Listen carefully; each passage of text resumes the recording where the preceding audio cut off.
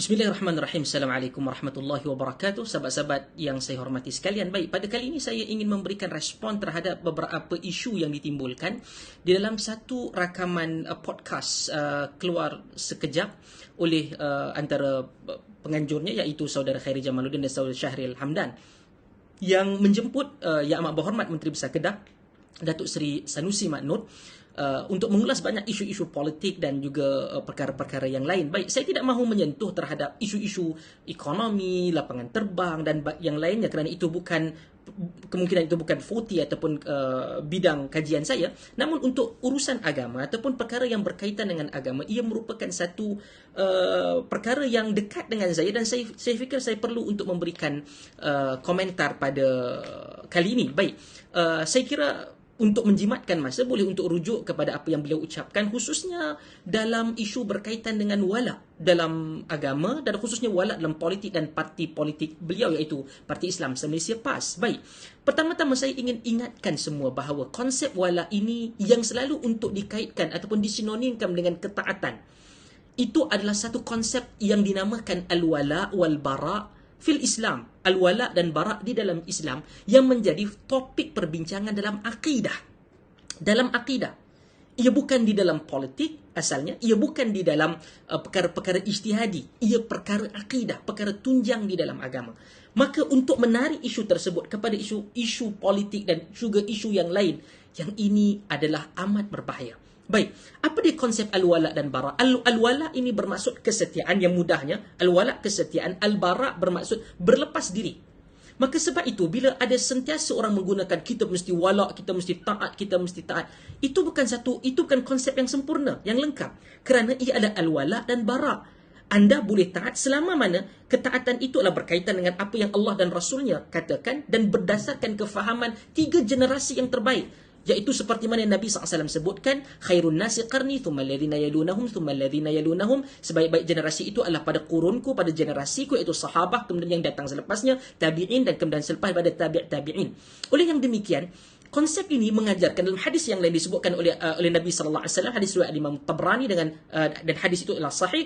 Nabi mengajarkan tentang konsep al-hubbu fillahi wal bughdu fillahi, sayang dan cinta kerana Allah dan juga marah kerana Allah.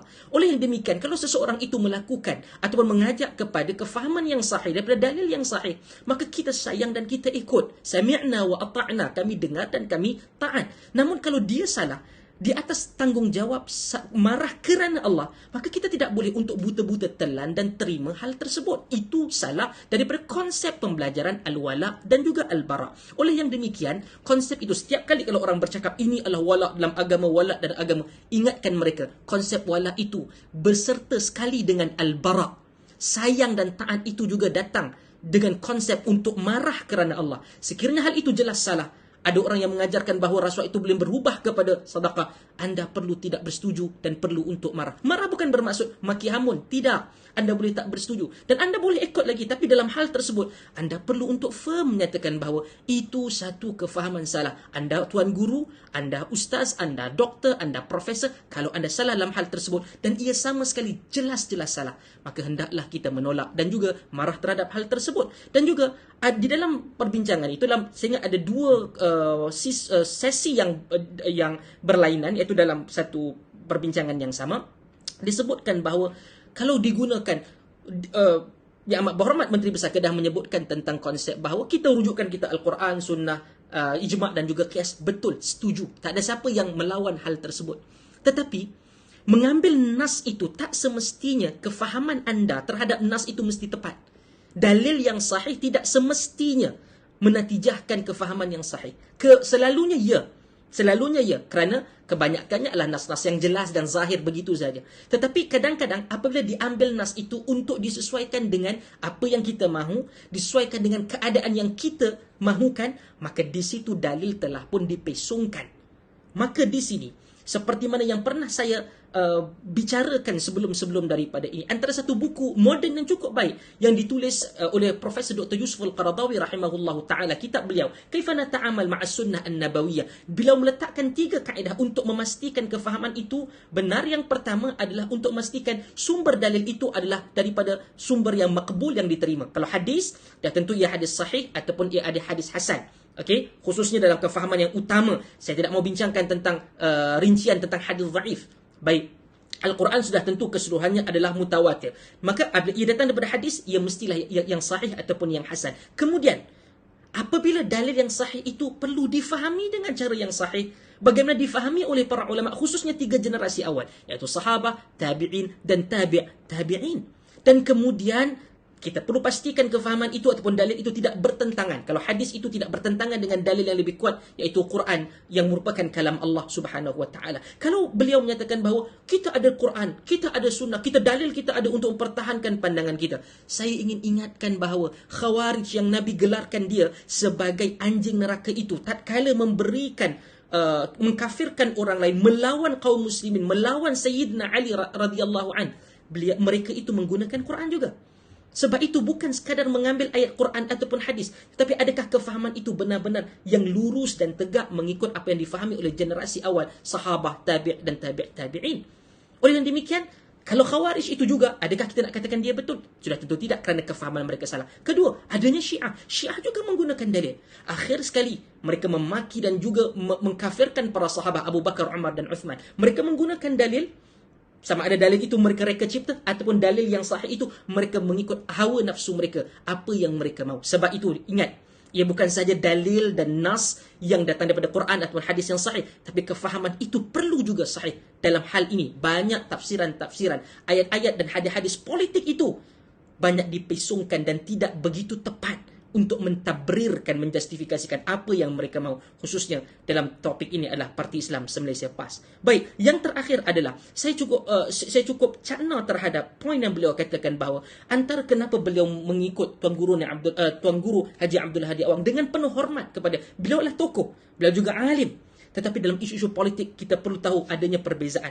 Dengan satu justifikasi, beliau ada banyak buku beliau tulis, master beliau MA dalam siasat syariah. Ramai orang ada bukan saja MA, PhD yang amat berhormat dalam siasat syariah. Tapi anda tidak ikut kerana anda selektif, anda mahukan ikut Tan Sri Tuan Guru Haji Abdul Hadi Awang. Maka itu bukan satu kepastian bahawa kerana dia ada MA dalam siasat syariah, dia ada banyak buku.